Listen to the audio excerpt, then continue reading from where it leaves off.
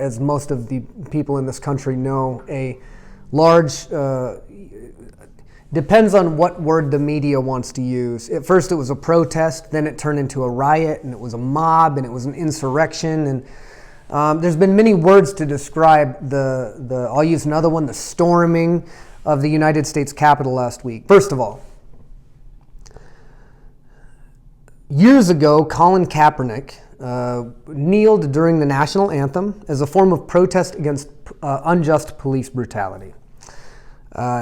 He was told and ridiculed by organizations, by fans, by everybody burning his jersey, that he was un-American and he hated America and he disrespected the troops. He stated many times this didn't have anything to do with the troops, that this was a free form of protest, and that he was doing this to bring awareness to police brutality.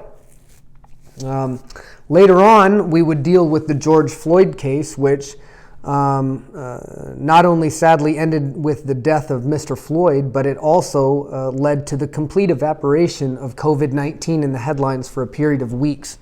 During this period, people angrily, in some cases, rioted. Here in my hometown, we had multiple peaceful demonstrations that the police took part in with no incident. But widely reported on the news was rioting, mobs, etc., etc. When I would tune to Fox News, I would see things burning, buildings burning, cars burning, rioters, criminals, etc., etc., etc. When I would turn to CNN, I would see people marching happily, and I would see them talking about social change and social justice. It's interesting now that we fast forward just a few months after COVID has made a strong return, and now we have people storming the Capitol building. Now, I'm going to put this into perspective. The police that were so hated just a few months ago, they're defending the Capitol building. They're defending a building that stands as a symbol that would have been recognized just a few months ago as the epicenter of systemic oppression in our country. The government behind some of the most heinous things that you've never heard of, like the Gulf of Tonkin and Operation Northwoods, and many plans against its own people that are only declassified long after people that are conspiracy theorists or people that ridicule conspiracy theorists have died. Now we have this siege on the Capitol building. When this happens, here's what bothers me about the people that are committing this siege. They were so up in arms about Colin Kaepernick just a few years ago. I don't want to say these same people, all of them, but definitely the conservative base, thought that he was a disrespectful, intolerable gentleman that hated the United States of America and hated the United States military. They just weren't listening. They were ignorant. They were showing their privilege on the proverbial sleeve. But they wanted to defend that flag. That's my flag. If you don't like my flag, you can get out of my country. Little did they know that that's actually not American. It's not about worshiping a piece of cloth. It's about worshiping the idea that the piece of cloth is supposed to represent. Never mind that. We are going to march down the street because we're proud American patriots and we're going to storm the Capitol building. Well, first of all, good. I've been saying for a long time, and our forefathers said, that our government should fear its people and our people should not fear its government. So do I condone it? I don't condone it. I don't apologize for it. I didn't take part in it, but I'm not really upset about it. Here's what I am upset about. I'm upset about the fact that some of those people in that crowd really believed they were patriots. Some of them were patriots. One of them was a strong female that joined the United States military, and she did combat tours overseas that a lot of these politicians, these bitch-ass politicians, would never do. They'll send our kids to death. When I was a kid, if a female combat experienced soldier was shot and killed in the Capitol building, all shit would have hit the fan big time. Part of what angers me about the people that she was with is that they were waving Trump flags. Now, I voted for Obama in 2008. Many of the promises that I voted him in on, he completely ignored. Ending the wars, he actually increased the drone program when he said he was going to decrease and stop the drone program. But during Obama's second campaign, I watched some conservatives lose their collective minds when they saw an American flag with an O where the states were. And this is what I heard in a nutshell. Oh, Obama's a dictator. It's like Nazi Germany. Ah, la, la, la. This was at the height of Alex Jones' fanaticism and babbling, incoherent babbling. And I took a mental note of that. Okay, well, he's putting his thing on the flag. This isn't anything new, of course. The flag's been bastardized a million times and put on thong underwear. But okay, I'll take a note of what these conservatives are saying. Fast forward to present day. You almost have as many Trump flags flying, it seems like, as American flags. The same people that criticized Colin Kaepernick for being un-American, the same people that lost their minds when Obama put an O in the flags, for some campaign symbol. They're flying Trump flags. They're not flying American flags with Trump in the States. They're flying just Trump flags. The irony and the hypocrisy of this. Tell me what happens when a group of people flying nothing but American flags, people that are black, white, red, whatever color you want to associate with individuals, they're all marching in unity together with a single flag, and they're saying, look, we are bringing down tyranny. We believe that we are unfairly represented. True, confirmed. And we're going to run into this, and we're going to demand some answers, and we're going to act reasonably, but we're going to take a strong stand. It's the most American thing you ever see in your whole life. I watched an ABC News special about the riot or the surge on the Capitol building, and one of the journalists now, I use that because I don't believe journalism really exists that much anymore, stated it was the most un-American thing they'd ever seen. Do you study history? Somebody I have a lot of respect for named Pat Miletich. He's a UFC Hall of Famer. He's a legend in our sport, and he is an incredibly liberty-minded person. Pat was there, took pictures with multiple people of all different races and colors, and was marching for liberty. He was marching with people, never took part in any of the violence. Never took part in any of the looting or the rioting. Reported via social media, peaceful presentation, people getting along. Also noted that there were Capitol Police that actually let people in. There's video of this if you can still find it. Let people in to storm the Capitol building. Pat Miletich was let go from his position. He was fired from his job because they didn't like the heat that his association, his belief, and his actual participation in this march was bringing them. Pat didn't commit a crime. He participated in a fundamental American right. Other people did the same, and other people committed crimes. Pat Miletich lost his job because he was there. He was guilty by association. He was convicted in the court of public opinion. I've studied history all throughout my lifetime. This is and has been the slippery slope since 9/11 towards true tyranny. When somebody can be in a crowd, strangers in that crowd, a few of them, start committing crimes, and we start arresting all of them, or they start finding financial reprise in being fired simply because they were there. What if they were marching, and when this took place, they went, hey, I take a stand against this, stop doing this. Do we still get to fire them because people are scared of him?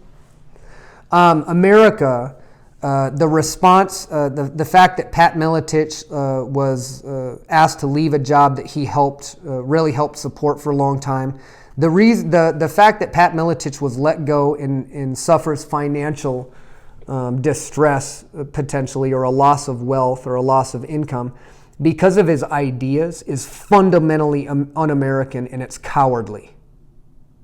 And that this comes as no surprise, because America is full of cowards.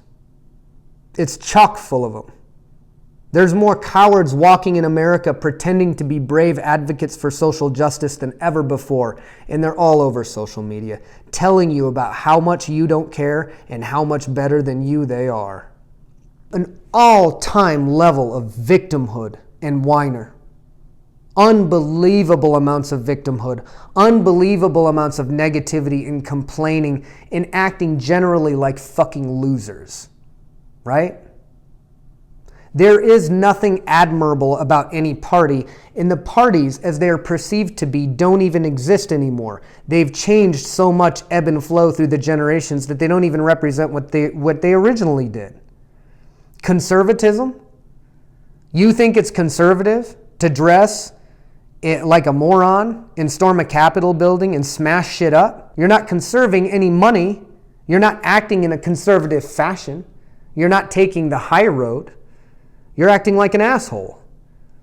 Oh, and on the other side, you want to tell these angry Americans that they're completely out of line? You want to stand on a moral pulpit with your state-sponsored and guided and written education and tell them because of your superior morals, you get to make decisions about their life, up to and including where they can be employed because of what ideas they have? Fuck you, America. You want to know why I'm ashamed to be an American? It's because of you. It's because there's some people out there that are actually fighting the good fight and doing the good work, and then there's other people out there spend a bulk of their time just spreading insidious, hateful, spiteful, divisive shit because they're cowards. And the majority of people that I see online, Republican or otherwise, far right, slight bigot, or far left, holier than thou, they're cowards. They would never say the shit that they say face to face. That's why they can only exist and flourish in this present medium, because they can sit behind a keyboard and go, "You're wrong, motherfucker." But you wouldn't say "you're wrong, motherfucker" in person because somebody would slap you across your stupid, entitled, bitch-ass mouth. They don't have to worry about that, so they go unchecked and their ego grows and they think they're more important than they are because they're leading lives of silent desperation where the only gratification they get is winning an online war that they didn't really win because they're a loser. And the losers, the real losers, they're not the Democrats and the Republicans that are so goddamn brainwashed they couldn't see the truth if it smashed them in the face like a frying pan. The real losers are all of our kids. The kids that are being born and brought up looking at their iPad while mom takes selfies and dad works all day long, or vice versa. Where masculinity has become a negative thing, our kids are going to lose. The breakup of the family had happened long before the internet showed up, and the internet just delivered the death blow. It stripped people apart on a family level.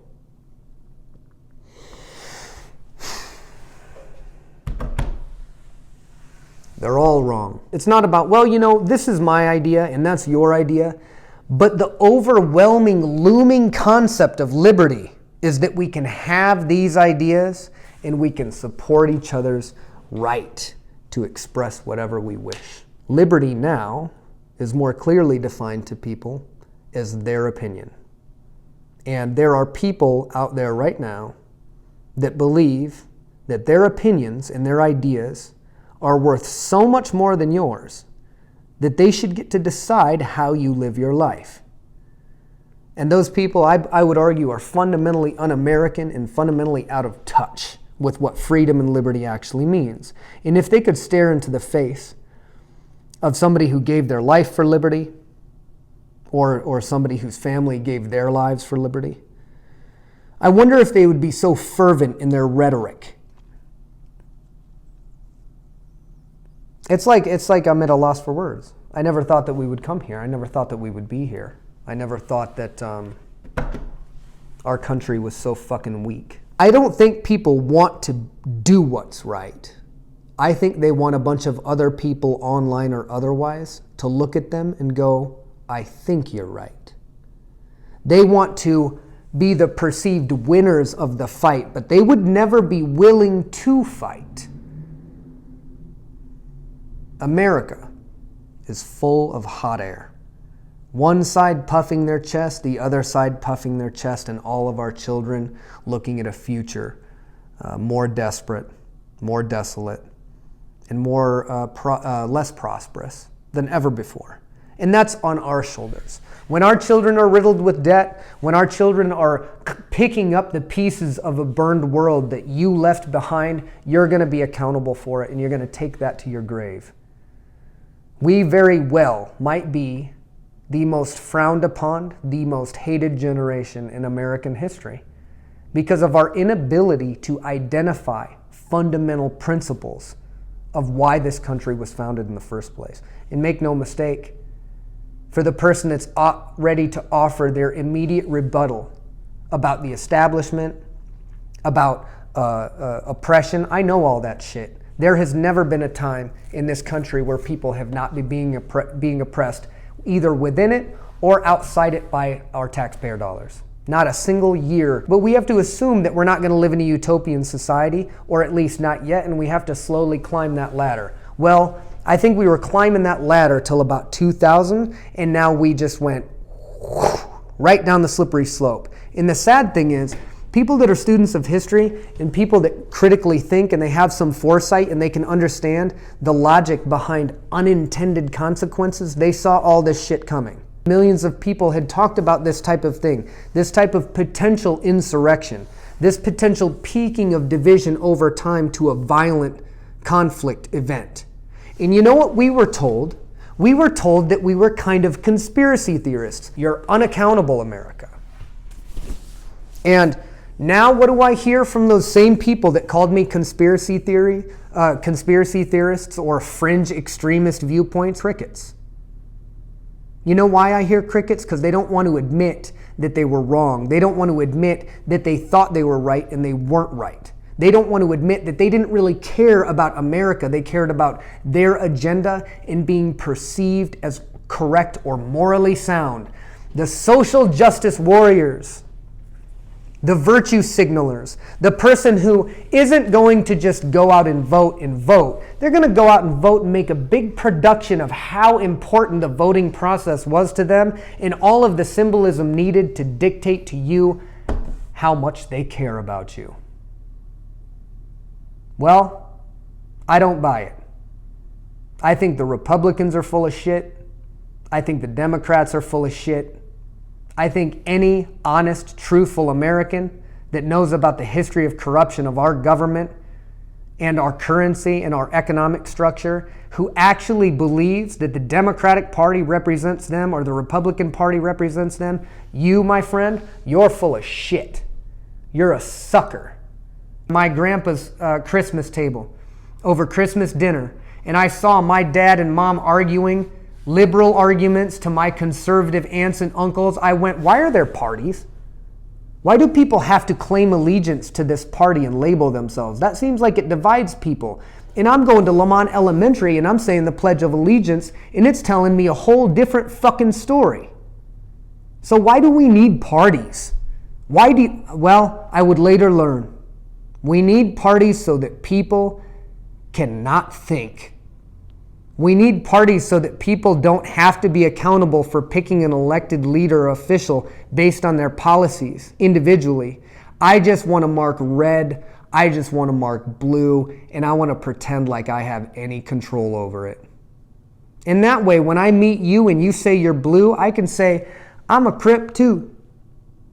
And when you're red, I can say, I'm a blood too. Now we can band together in some form of modern tribalism and fight against the other team. There are no teams. There's a ruling class, there's an elite power structure, and then there's a bunch of slaves that are convinced that they're free people. And you're one of them. So quit pretending that you're a Republican or a Democrat. Quit complaining about Kaepernick kneeling at the national anthem when you're not even flying the motherfucking flag.